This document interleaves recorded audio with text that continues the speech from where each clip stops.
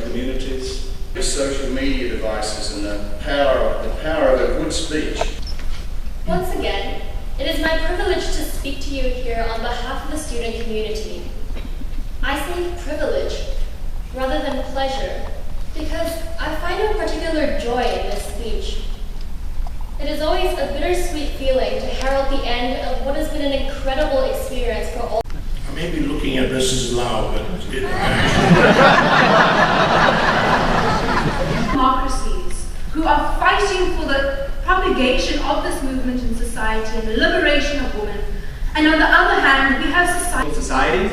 We would argue that that claim that females will pay more attention, especially when they just how many ambassadors to Canada can she actually name?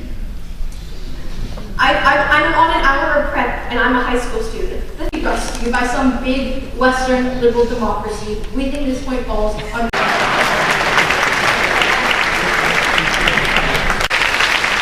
by the second speaker of opposition. Then the first speaker of opposition comes back and concludes their side in 3 minutes, followed by the first speaker of the proposition ending the debate. So each speaker speaks for a total of 9 minutes. How about points of information? Are they allowed? Points of information are allowed after the first minute and before the last minute, except for the concluding speaker. Something about midnight. So now I'd like to invite our grand finalists to the stage. On the proposition bench, oh well, they're not here yet.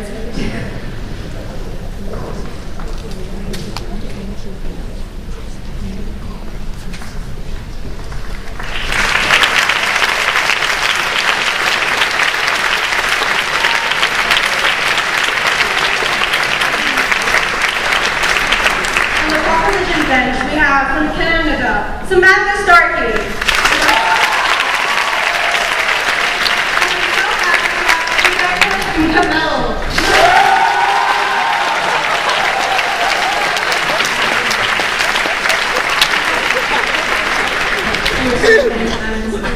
And on the opposition bench, we have from Canada again, Olivia Railton.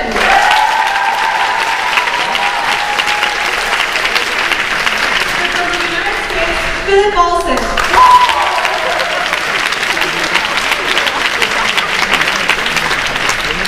We will now pass the time to the chair to begin the debate.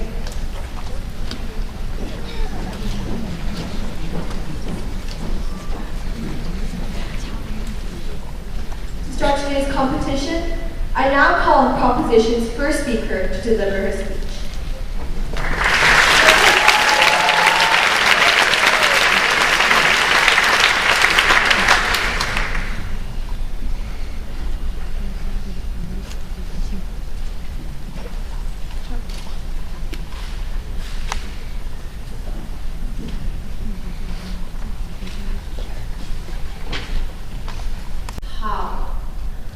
How do liberal democracies do anything about the women who are stoned to death under Sharia law for adultery, ratified by a government that acknowledges this? How do we do anything about the woman living in a province in a Muslim country where she is allowed to be raped twice a week by her husband under the law? What do we do for the young woman whose career is hindered by the fact that she is not allowed to drive? Ladies and gentlemen, the global feminist movement has reached a brick wall. We have liberal democracies who are fighting for the propagation of this movement in society and the liberation of women. And on the other hand, we have societies that directly infringe upon the rights and freedoms of women in society. Today, we as the proposition argue that the days of passive stance are over. The days of using diplomacy as a tool to actually do something about this problem are now. So in this debate, we're going to be proving to you firstly why an obligation exists, specifically looking at liberal democracies, and then secondly, why diplomacy as a tool is beneficial for the feminist movement for women in those countries, as well as in terms of international pressure. So let's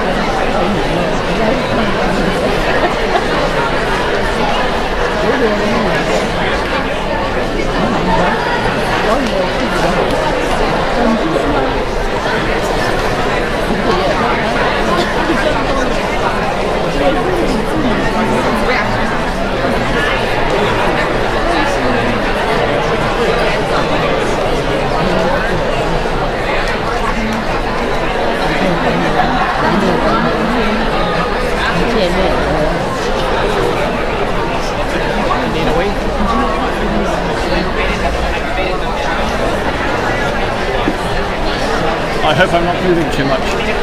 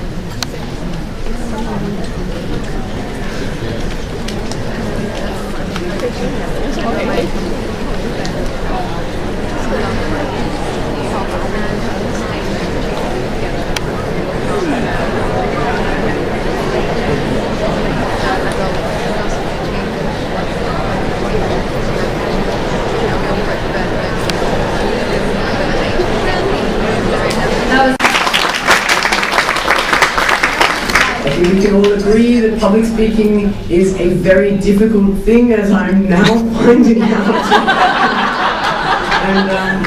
And it is like incredibly admirable that we can all come together from all different parts of the world, many of us in our second language, and speak about issues that we see in the world, read from books that we love, and speak off the top of our heads or argue our points to the final reply. And I think that's like testament to the fact that we are all very accomplished speakers, and the city of Hong Kong has been a fantastic place for us to hold this competition, from ferries across the harbour to museums to markets late at night. It has been a great experience, and thank you to everyone for being involved.